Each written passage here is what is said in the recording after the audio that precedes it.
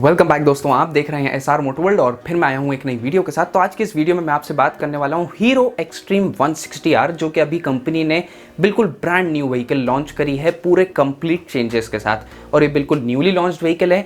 जब मैंने इसका डिटेल्ड रिव्यू करा और इसका लॉन्च इवेंट अटेंड किया तो बहुत से कॉमेंट्स लाइन से आ गए थे कि अगर आपको लेनी होगी तो आप कौन सी लोगे। इनफैक्ट इसके जो कॉम्पिटिटर्स हैं उनका नाम लिखे लोगों ने इंस्टाग्राम पे क्वेश्चंस करे कि आपको लेनी होगी तो कौन से लोगे। तो मुझे एक वीडियो मेरी याद आई कि मैंने एफजी वर्जन 3 की ऑनेस्ट ओपिनियन दी थी और उस वीडियो पे लोगों को बहुत पसंद आई थी, लोगों को बहुत मज़ा आया था वो वीडियो देखने में। इनफैक्ट उससे मतलब लोगों की हेल्प भी हो गई थी। तो मैंने सोचा कि क्यों ना मैं इस गाड़ी की भी एक ऑनेस्ट ओपिनियन दूं कि मार्केट में मेरी नज़र में ये गाड़ी कैसा परफॉर्म कर सकती है और कैसी है overall performance wise, comfort wise और दूसरी चीज़ें जो भी ऑनेस्टली बात है वो आपसे आज कैमरे के सामने आपसे करने वाला हूं। चलिए, अगर हम डिज़ाइन की यहाँ पर बात करते हैं तो डिज़ाइन ये आपकी पर्सनल ओपिनियन है, इसमें कुछ मैं ऑनेस्ट ओपिनियन कुछ खास दे नहीं सकता और इसमें ऑनेस्ट ओपिनियन देने का कोई फ़ायदा भी नहीं है। डिज़ाइन थोड़ा सा इसका चंकी है, काफ़ी अच्छा है, एग्रेसिव सा डिज़ाइन है। ज़्यादा बॉडी पैनल्स पे कट्स एंड क्रीसेस नहीं है, थोड़े प्लेन बॉडी पैनल्स हैं। और स्टिकरिंग के बहुत लोगों ने मुझे जो है वो कमेंट्स में भेजा था कि स्टिकरिंग हीरो को अच्छी करनी चाहिए थी। तो जी हाँ, ये मेरे बिल्कुल सही में ऑनेस्ट ओपिनियन है कि स्टिकरिंग हीरो थोड़ी अच्छी करता, स्टिकर्स थोड़े अच्छे क्वालिटी के लगाता। थोड़े चीप फील होते हैं स्टिकर्स, यानी कि कुछ ज़्यादा उसमें डिज़ाइन में ज़्यादा ध्यान नहीं दिया गया है। लेकिन हाँ, एग्रेसिव है, अच्छी दिखती है गाड़ी, थोड़ी ज़्यादा स्पोर्टी नहीं कह सकते आप आरटीआर की तरह। इंजन की अगर हम बात करते हैं तो यहाँ पर इंजन में अगर आप पावर फिगर्स देखेंगे तो 15 PS की मैक्स पावर प्रोड्यूस करता है और 14 न्यूटन मीटर्स का मैक्स टॉर्क की इंजन प्रोड्यूस करता है। ये जो पावर फिगर्स हैं ये लगभग आरटीआर के NS 160 के आसपास ही पावर फिगर्स इसके जो हैं 160 सीसी की बाइक्स में ही पावर फिगर्स आसपास आपको इसमें देखने को मिलते हैं। इंजन जब मैंने चलाया तो स्मूथनेस के मामले में इंजन बिल्कुल थम्स अप है मेरी तरफ से, बेहतरीन स्मूथनेस थी। यानी कि हैंडल बार और मिरर्स तक तो वाइब्रेशन का कोई नामो निशान नहीं आता, चाहे आप कितना हाई रेव कर दें, मिरर्स और हैंडल बार पर वाइब्रेशन नहीं आएगा। हाई रेविंग पे फुट पेग्स पे वाइब्रेशन आएगा और टैंक पर और सीट पर आएगा।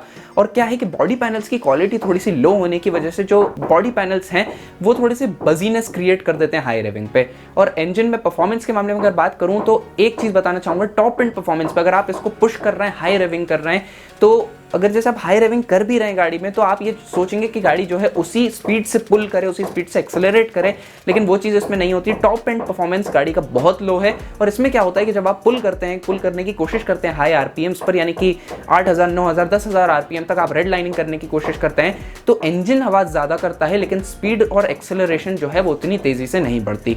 और यही चीज़ इसके कॉम्पिटिटर आरटीआर 160 में थोड़ी मिनिमाइज हो जाती है इसके 4 वाल्व सेटअप की वजह से। इसमें आपको 2 वाल्व्स देखने को मिलते हैं। इंजन की हम बात कर ही रहे हैं तो एक ऑनेस्टली मेरे दिमाग में एक और बात आती है, वो ये है कि हीरो के पास सर्विस नेटवर्क का इंफ्रास्ट्रक्चर नहीं है। सर्विस नेटवर्क तो है, लेकिन सर्विस सेंटर्स में हीरो स्प्लेंडर जैसी गाड़ियां सुधरती हैं, वहां के मैकेनिक्स को प्रॉपर नॉलेज नहीं होगी फ्यूल इंजेक्शन की, इलेक्ट्रॉनिक्स की और इन सब चीज़ों की। और इंजन बिल्कुल न्यूली डिजाइंड है।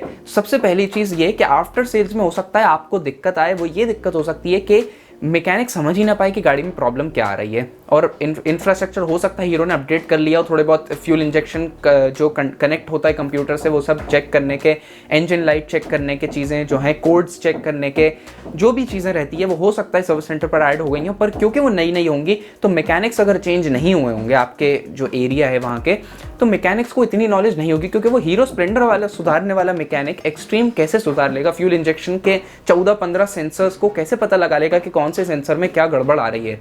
तो ये चीज़ भी आपको ध्यान रखने वाली है। दूसरी चीज़ ये कि हीरो ने ये जो इंजन बनाया है ये बिल्कुल ब्रांड न्यू इंजन है। अब क्या होता है कि कोई भी कंपनी जो इंजन बनाती है उसमें क्या होता है कि जो उसका फर्स्ट लॉट आता है उसमें इंजन में या कुछ ना कुछ इलेक्ट्रॉनिक्स में या थोड़ी बहुत तो प्रॉब्लम आती है, और जिसको कंपनी 1 आध साल में, 6 महीने में, या फिर उनको जो ओनर्स हैं उनको बुला के रेक्टिफाई कर देती है। और फिर जो न्यू बैच आता है उसमें कंपनी जो है उसको सुधार देती है, जो रेक्टिफाई हो जाती है प्रॉब्लम। तो क्या है कि नए इंजन के लिए मेरा मानना यह है कि जब भी कोई नया इंजन आए, क्योंकि ये इंजन शेयर्ड नहीं है किसी बाइक से, जैसे NS 200 आई, RS 200 आई, तो RS 200 में NS 200 का ही इंजन था तो वो शेयर्ड था। तो उसमें आपको पता है कि NS 200 का इंजन ऑलरेडी मार्केट में प्रेजेंट है, लोग इसको चला रहे हैं, रिव्यूज़ अच्छे हैं, अच्छा इंजन है। लेकिन अभी एक्सट्रीम का इंजन मार्केट में प्रेजेंट था ही नहीं, मार्केट में अभी न्यूली आया है, न्यूली लॉन्च्ड है। इसकी कोई परफेक्ट रिपोर्ट नहीं है कि गाड़ी कैसी है चलने में, किसी ने लॉन्ग टर्म यूज़ नहीं करा इसका। तो जब तक वो रिपोर्ट ना आ जाए, मेरा मानना यह है कि थोड़ा सा वेट कर लिया जाए रिपोर्ट आने का वेट करने से फायदा ये रहेगा कि आपको इंजन रिलायबिलिटी का एक अंदाजा हो जाता है कि इंजन बाद में 10,000, 20,000, 30,000 किलोमीटर गाड़ी चल जाएगी तो उसके बाद इंजन का रवैया क्या रहने वाला है ओनर के साथ, इंजन अच्छा है नहीं है, पार्ट्स हाई क्वालिटी हैं, लो क्वालिटी हैं, या इंजन में वाइब्रेशन बढ़ गए, प्रॉब्लम्स आने लगी। तो ये सब चीज़ें जो है थोड़ा लॉन्ग टर्म व्यू अगर हम देखें, रिलायबिलिटी व्यू देखें, तो ये चीज़ जो है ध्यान में रखने वाली। अगली चीज़ ये कि हीरो एक्सट्रीम में हीरो की जो ब्रांड वैल्यू रखी हुई है, वो सुनते से ही जब मुझे पता चला कि हीरो ने एक्सट्रीम लॉन्च कर दी, लॉन्च इवेंट में जाना है और गाड़ी चलाना है, तो ये मेरा बिल्कुल एकदम से मेरा रिफ्लेक्स दिमाग में गया कि हीरो यानी कि माइलेज। तो अगर 160 सीसी में हीरो ने एंटर कर दिया तो माइलेज बहुत बेहतरीन, बिल्कुल दूसरी बाइकों का कॉम्पिटिटर अब मार्केट में तगड़ा कॉम्पिटिटर आने वाला है। तो मुझे ऐसा लगता है कि हीरो की बाइक थोड़ा सा माइलेज अच्छा देगी, क्योंकि एक तो पहली चीज़ ये इसका वेट थोड़ा सा कम है। वेट कम होने की वजह से पावर टू वेट रेशो अच्छा हो जाता है, इस वजह से भी आपको माइलेज इसमें अच्छा मिल सकता है। माइलेज का अगर एक एस्टिमेट बताऊँ, टेस्ट नहीं करा है माइलेज, एस्टिमेट बताऊँ तो 45 से 48 के बीच में आपको इसमें माइलेज मिल सकता है। और अगर आप अच्छे से राइड करते हैं तो ये तो फ्यूल इंजेक्शन है, इसमें माइलेज सेट होने की कोई गुंजाइश नहीं रहती। इसमें सेंसर बेस्ड जो है फ्यूल ऑटोमेटिक सप्लाई किया जाता है इलेक्ट्रॉनिकली इंजन में, तो जिस हिसाब से आप गाड़ी चलाएंगे उस हिसाब का फ्यूल इंजन में सप्लाई कर दिया जाएगा। अब बात करें हैंडलिंग की, हैंडलिंग मुझे कैसी लगी? देखिए, जब हीरो एक्सट्रीम मार्केट में प्रेजेंट नहीं थी तो जिक्सर की हैंडलिंग मुझे बहुत बेहतरीन लगती थी। पूरी जो बाइक्स थी उनमें सबसे अच्छी रिस्पॉन्सिव जो हैंडलिंग थी वो जिक्सर की थी।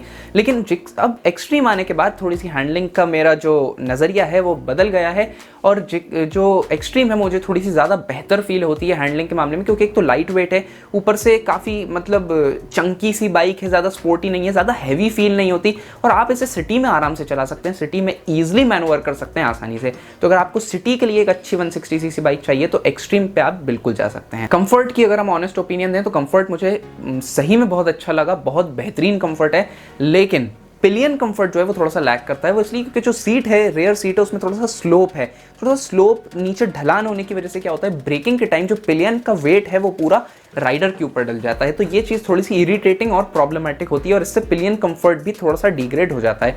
राइडर कंफर्ट और राइडर का सीटिंग रूम, सीटिंग की जो जगह है वो काफ़ी बेहतरीन और काफ़ी अच्छी है। सीट कुशन जो है वो भी काफ़ी बेहतरीन और अच्छी क्वालिटी का देखने को मिलता है। ब्रेकिंग की बात भी कर ही लेते हैं ऑनेस्टली। तो ब्रेकिंग अगर मैंने बताई तो मुझे ऐसा सबसे पहली चीज़ मेरी नज़र गई ब्रेक कैलिपर पे। ब्रेक कैलिपर पे नज़र गई तो कंपनी ने कोई रेप्यूटेड कंपनी का ब्रेक कैलिपर यूज़ नहीं करा, जैसे बाइबरी हुई, निसिन हुई, इनके जो ब्रेक कैलिपर्स होते हैं ये रेप्यूटेड होते हैं ब्रेकिंग इनके सिस्टम्स। लेकिन अब पता नहीं कंपनी ने कौन से यूज़ करा, ऐसा कभी कभी बजाज भी करती है अपनी छोटी गाड़ियों में। तो ठीक है, पर ब्रेकिंग की अगर हम ऑनेस्टली बात करें तो ब्रेकिंग मुझे कोई दिक्कत महसूस नहीं हुई, कोई प्रॉब्लम महसूस नहीं हुई। ब्रेक्स काफ़ी रिस्पॉन्सिव हैं, इनिशियल बाइट बहुत बेहतरीन है। ब्रेक आप दबाते से ही जो है ब्रेक आपको रिस्पॉन्स दे देगा, और आपको ऐसा नहीं लगेगा कि फीडबैक इसमें लैक करता है। फीडबैक भी काफ़ी अच्छा देखने को मिलता है। एबीएस भी बहुत अच्छा इसमें वर्क करता है प्रिसाइजली। तो ऑनेस्ट ओपिनियन ये है कि हीरो की बाइक्स को लोग एक निचली नज़रों से देखते हैं, वो इस तरीके से, स्प्लेंडर इन सबको नहीं। जब भी हीरो 200 सीसी या 150 सीसी में आता है, इनफैक्ट ये कमेंट देख के मुझे थोड़ा सा अजीब लगा कि जैसे ही कमेंट आए तो कहते हैं हीरो की बाइक है, हीरो की बड़ी सीसी की बाइक यानी कि फ्लॉप बाइक। तो ऐसा नहीं है, इस बार हीरो ने बहुत अच्छा काम करके दिखाया है, और जो सेगमेंट है, सेगमेंट को कॉम्पीट और सेगमेंट की गाड़ियों से कंपेयर करने वाली बाइक हीरो ने मार्केट में उतारी है, और ये बाइक सही में बहुत धमाकेदार होने वाली है। बस इंजन रिलायबिलिटी पे क्वेश्चन मार्क बना हुआ है अभी, और वो क्वेश्चन मार्क 5 से 6 महीने में क्लियर होने वाला है। जैसे जैसे लोग इसको चलाते जाएंगे इंजन की रिपोर्ट आती जाएगी। हीरो ने एक बहुत बेहतरीन बाइक इस बार मार्केट में सप्लाई करी है। तो दोस्तों आज की वीडियो में बस इतना ही। अगर आपको ये मेरी ऑनेस्ट ओपिनियन वाली वीडियो पसंद आई हो तो वीडियो को लाइक कर दीजिएगा, चैनल को सब्सक्राइब कर दीजिएगा, और जी हाँ, मेरा इंस्टाग्राम हैंडल भी आप फॉलो कर सकते हैं, आईडी का लिंक नीचे डिस्क्रिप्शन में मिलेगा। So guys, thanks for watching. Stay tuned. Till then, wait for my next upcoming interesting videos.